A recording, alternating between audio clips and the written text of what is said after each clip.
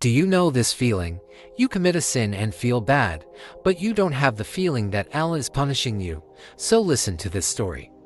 Assalamu alaikum, brothers and sisters in Islam. I would like to share with you a story about an imam. This imam was giving a lecture in the mosque as usual, and there was a man, an emaciated man, who was crying loudly, and this was not the first time. During every lecture he was crying loudly. But the next time it was different. The man came after the lecture to the imam of his own accord and said, "Yeah, Sheikh, I want to talk to you." The sheikh replies, I also wanted to talk to you. So he started to talk about his life. He was a bus driver and had his own company. And it was going well. His bus was often rented. He had many customers and earned a lot of money. He saved this money. When his brothers saw this, they said, "Why don't you go to the bank and get a loan and expand your business? Nowadays it's very easy and the interest is low. So you could expand your business and get even more buses and rent them out, and then you will become even richer."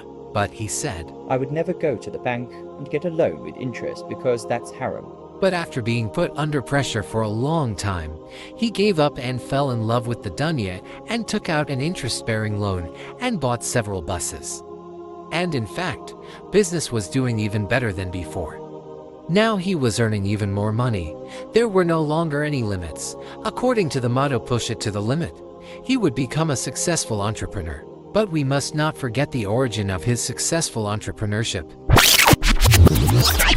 It was the interest-bearing loans, a great sin. And one day he gets a guilty conscience and thinks to himself, I was actually against interest and Allah is not punishing me. Although the Quran uses harsh words for people who work with interest, like they have declared war on Allah and his messengers. But nothing happened to me, so it can't be that bad. He tries to comfort himself, but one day he would see what punishment Allah had in store for him. One day he went to the doctor, and the doctor said, You have cancer and probably only have a few years to live, but there are some treatments you can take. However, they are very expensive, but with them, you could try to cure your cancer. So what does the man do now? He starts investing his possessions in treatment.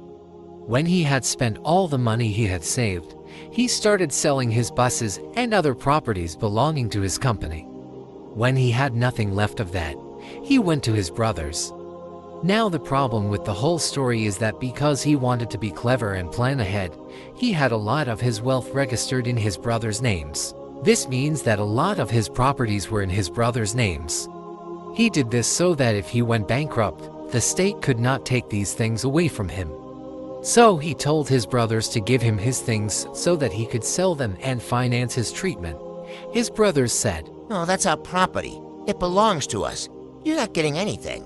Now he wants to sell his house, where his family and his wife live. He says to his wife, Look, you know I'm sick, so please let me sell this house so that I can finance my treatment.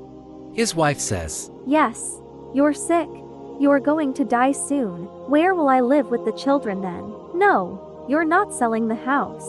and the house is also in her name. My wife also divorced me after that. She applied for a divorce in court and then left me and exploited me. Now I'm left with nothing and have nothing left. This is the way Allah subhanahu wa ta'ala punished me. People who I helped to get rich and who I entrusted with my wealth no longer want anything to do with me, and they don't care what happens to me. I now beg to somehow finance my food. Now, after listening to that story, do you still feel like sinning? If not, stop doing that one sin and make tawbah. Assalamu alaikum.